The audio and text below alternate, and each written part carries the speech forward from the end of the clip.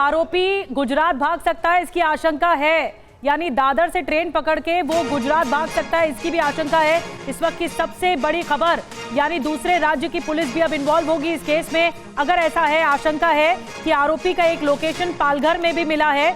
और जेपी, ये जो जानकारी मिल रही है कि गुजरात की तरफ जाने की आशंका है आरोपी की।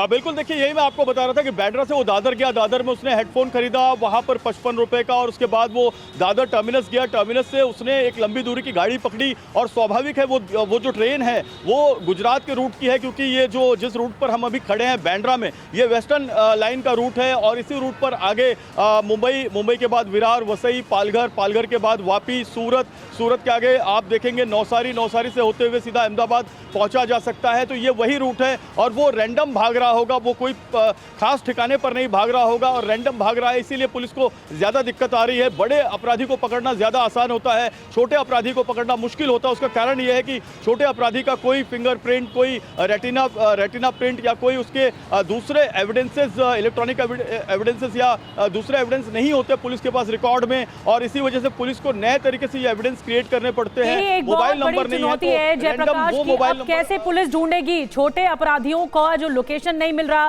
फिंगरप्रिंट नहीं मिल रहे, फॉरेंसिक नहीं मिल रहे, तो अब ढूंढा कैसे जाएगा? और लोकेशन चेंज कर रहा है। मैं इसके लिए जो पुलिस अफसर रहे, जो इन्वेस्टिगेशन करते आ रहे हैं इतने सालों से, वेदभूषण जी, मैं आपको बुलाऊंगी यहाँ पर, क्योंकि देखिए अब लोकेशन का पता नहीं है। हो सकता है मोबाइल बदल लिया हो, सिम कार्ड फेंक दिया हो पुराना। कैसे मोबाइल ढूंढेगी पुलिस?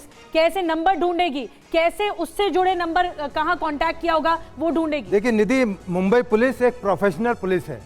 और आपको याद होगा, बहुत पुराना केस, शायद आप बहुत छोटी रही होंगी, गुलशन कुमार मर्डर हुआ था, आपको याद है? जी। ये मर्डर हुआ था और इसके अपराधी अब लंदन में रह रहे हैं। इसके बाद आपने देखा सुशांत राजपूत केस, जिस पे हमने बहुत सारी बहस की।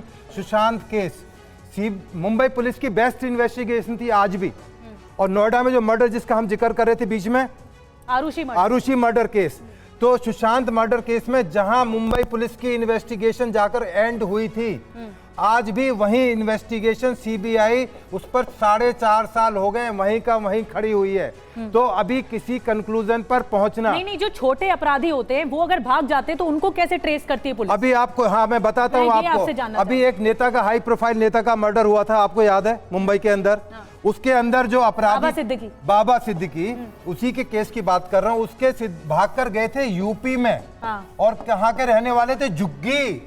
जो असला था, टोटल उनकी प्रॉपर्टी को बेच दिया जाए तो रिवॉल्वर नहीं खरीद सकते।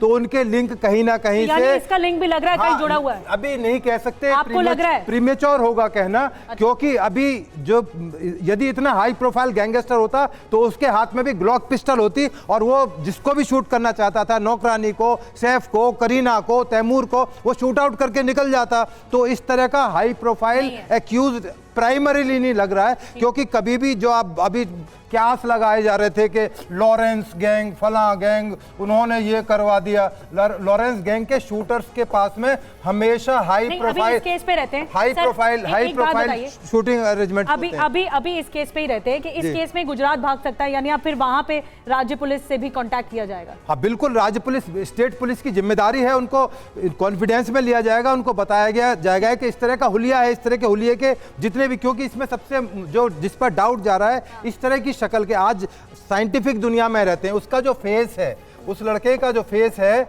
उसको साइंटिफिक तरीके से दोबारा से पुलिस कोशिश करेगी कि क्या कोई प्रीवियस इंसिडेंट का इस तरह का कोई आदमी है। जिस तरह से शाहिद के बारे में बताया जाता है कि उसके खिलाफ 5 केस हैं, तो इसके एंटीसीडेंट्स क्या हैं, इस तरह के मिलते जुलते आदमियों की वो पुलिस जो है तलाश करेगी साइंटिफिक तरीके से। कुंडली क्या है, क्राइम कुंडली क्या है, वो खंगाला जाएगा। एक और ब्रेकिंग न्यूज आ रही है, अंजलि के पास चलते हैं।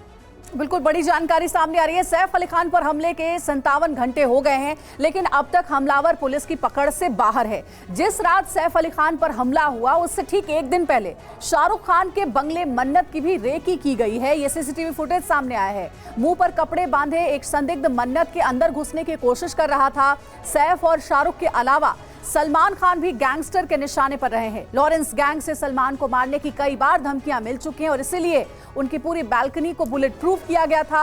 अब सवाल ये उठता है कि क्या बॉलीवुड के तीनों खान की जान खतरे में है? हाई सिक्योरिटी होने के बावजूद कौन कर रहा है हमले की कोशिश और जान से मारने की दे रहा है धमकी? तो देखिए, इस तरीके के इंसिडेंट लगातार सामने आ रहे हैं, जिससे कि कई तरीके के सवाल खड़े हो रहे हैं। अजीत जी, मेरा सवाल आपसे होगा, अगर हम कुछ इंसिडेंट्स को देखें, सबसे पहले बाबा सिद्दीकी का मर्डर हो जाता है और उसके बाद एक नया जो फुटेज सामने आया जिसमें मन्नत के आसपास की भी रेकी करता हुआ एक शख्स नजर आया है। सलमान खान को भी कई बार धमकियां मिल चुकी है। क्या लग रहा है कि क्रिमिनल्स के, ऐसे गैंगस्टर के टारगेट पर फिल्म स्टार्स अब आ गए हैं, बॉलीवुड आ गया है? देखिए, सबसे बड़ी बात यह है कि जिस तरीके से आज तक मुंबई इतना सेफ स्टेट था, सेफ सिटी थी आज तक पिछले कई सालों से, जब से आपने देखा होगा कि जब से मुंबई के जो बम कांड हुए थे उसके बाद अभी तक जो लास्ट इंसिडेंट हुआ है, तो जिस तरीके से ये इंटरनेशनल क्राइम बन गया है अब जितने भी गैंगस्टर इस तरह के हैं वो देश से बाहर जाके बस गए हैं। वहाँ से वो छोटे छोटे गुर्गे ढूंढते हैं, उनको 50,000 लाख रुपया दे के इस तरह के वो एक्ट कराते हैं वहाँ से। लेकिन ये मसले को, अगर इस मुद्दे को हम देखें तो ये किसी भी इंटरनेशनल गैंग से जुड़ा हुआ नहीं है।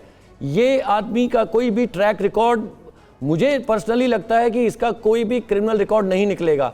इसका जो भी मोटिव रहा होगा, इसका कोई भी कनेक्शन है यहाँ पे इस बिल्डिंग में, इसका कनेक्शन हो सकता है इस घर में हो, ये इसका जो मेन मोटिव है वो इसके पकड़े जाने पर ही हम बता सकते हैं, कयास कितने भी लगा लें। लेकिन जिस तरह से मुंबई की सेफ्टी के जो प्रश्न उठने लग गए हैं, जिस तरीके से मुंबई में आज इस तरह की हरकतें होने लग गई हैं, ये मुंबई के लिए एक बड़ा खतरा बनता जा रहा है और इन चीज़ों को यहाँ पर दबाना पड़ेगा, इन चीज़ों को ख़त्म करना पड़ेगा, जिसके मुंबई जो एक सेफ सिटी कहलाती है वो फिर से सेफ सिटी का उसको दर्जा मिले। बिल्कुल, मुंबई अब ऐसा लग रहा है कि सुरक्षित नहीं है और सैफ अली खान पर हमले के पीछे का मकसद क्या था, ये हमलावर के पकड़े जाने के बाद पता चलेगा।